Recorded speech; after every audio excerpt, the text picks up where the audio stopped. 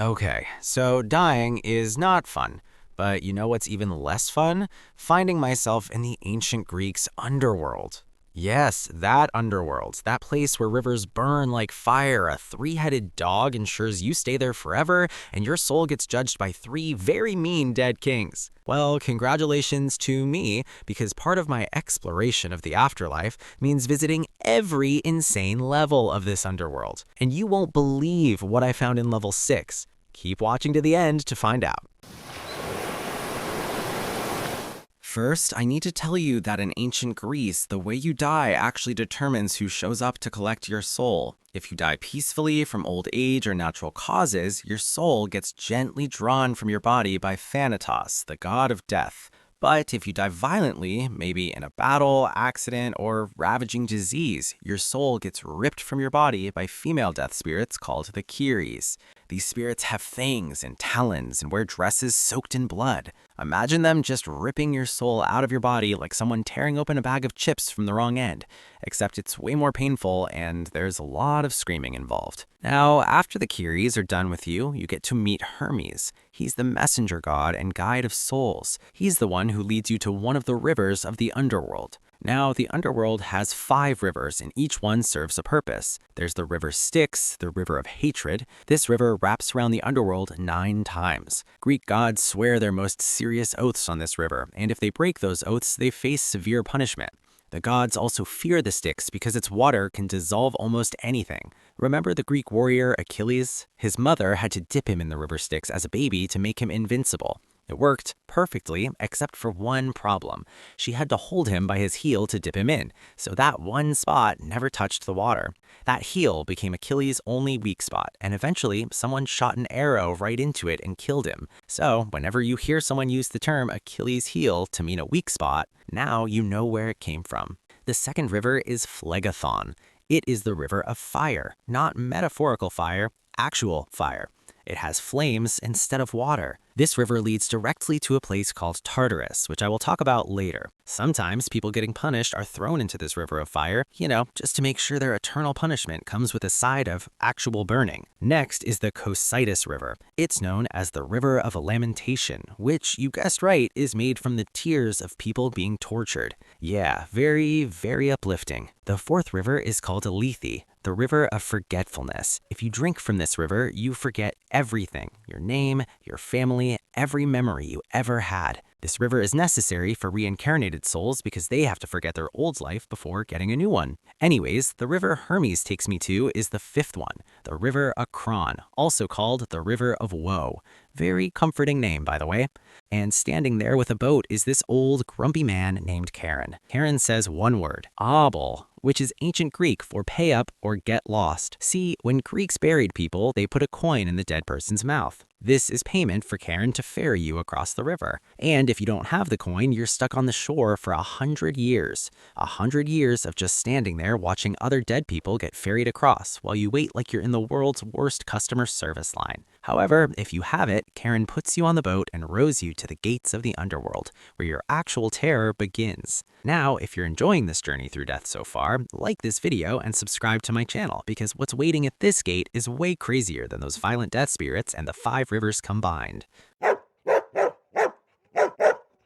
Now, here I am at the gates of the underworld. Or you could call it the gates of Hades, the god who rules this whole place. And the gate's guarded by Cerberus, the famous 3-headed dog. Some myths say it has 50 heads, some say 100, but I see 3 heads, which is already scary enough. Each head is massive, about the size of a small car, and his tail is made of snakes. Cerberus's job isn't to keep dead people out of the underworld, it's to keep dead people in. Once you enter the underworld, you can't leave. And if you try to leave, all 3 heads of Cerberus will rip your soul to shreds and make sure whatever's left of you never gets close to that exit again. But here's another thing about Cerberus. He is kind of a sweetheart. Like, yes, terrifying, absolutely. But he also likes people petting him. All 3 heads want your attention at the same time. I try petting him, which ends up being very complicated. Each head has a different personality. One's grumpy, one's excited, one just wants to sleep. It's like petting 3 different dogs who happen to share one body. After I pet him, Cerberus sniffs me with all 3 noses and just lets me pass. Now, the next place I end up in is where things get really uncomfortable because it involves having my entire life put on display by these three guys who look like they've never forgiven anyone for anything ever. After passing Cerberus, I enter a throne room where three dead kings sit: Minos, Rhadamanthus, and Aeacus. They are judges who decide where every dead soul goes forever. Minos sits in the middle because he is the chief judge. Rhadamanthus judges people from Asia and the East, while Aeacus judges Europeans and literally holds the keys to the underworld. These guys are not friendly, so don't expect a smile from them. Don't expect them to offer you a seat or a cup of coffee. Expect them to just go straight to judging you. And that's exactly what they do to me. They pull up my life's files. Every single moment that I was kind or cruel, everything I ever did.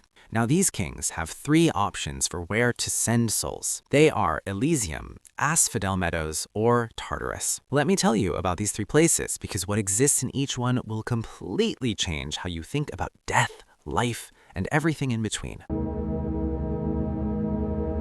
Now, most souls end up in Asphodel Meadows, because this is where average people go. People who weren't particularly good or particularly bad when they were alive. Asphodel Meadows is exactly as boring as it sounds, like when your phone has no signal and you're stuck staring at apps that won't load. There is gray mist everywhere, fields of pale flowers called asphodel, dim light like it's always evening, and millions of souls just wandering.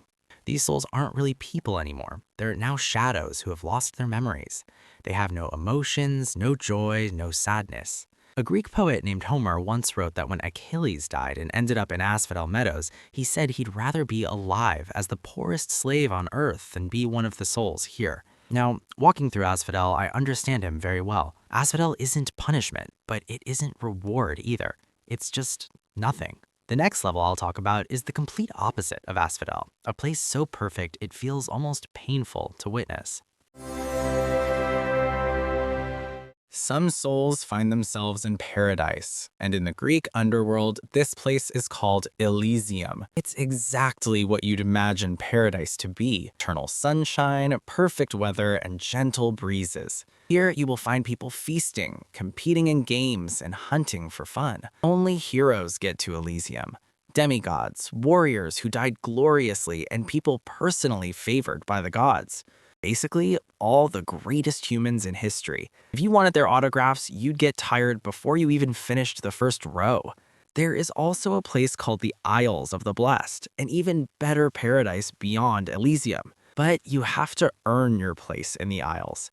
You have to have lived 3 perfect lives, gotten reincarnated 3 times, and then returned to Elysium after each life. Very few souls ever get to the Isles. Remember when I said you won't believe what I found in level 6? Well, we're here now, the final level. Level 6 is Tartarus, the punishment pit. This pit is deep, very deep. If you dropped a rock from Earth into this pit, it would take 9 days to reach the bottom. It is also extremely dark and smells like sulfur and burning flesh. 3 winged women with snakes for hair guard this Tartarus, and their job is to torment souls for eternity. They're known as the Furies. But you can also call them the worst sister versions of the Charis. Bronze walls surround this pit while the Phlegethon, that fire river I told you about, flows outside it. There are also iron gates that scream at you when they open. But wait, the screams from those gates are the least of the screams you'll hear here, because every soul in Tartarus is literally screaming. Who were these screaming souls? They are the Titans, known as enemies of the gods, along with humans who committed terrible crimes like murderers, betrayers, and those who offended the gods. So that's all about the Greek underworld, all 6 levels ranging from perfect paradise to eternal torture. Which underworld do you want me to explore next? Let me know in the comment section. And if you want to watch my video where I talked about what happened in the first 60 seconds after I died, click the card showing on your screen. And don't forget to like and subscribe if you found this video entertaining. See you in the next one, or, see you when you die, whichever comes first.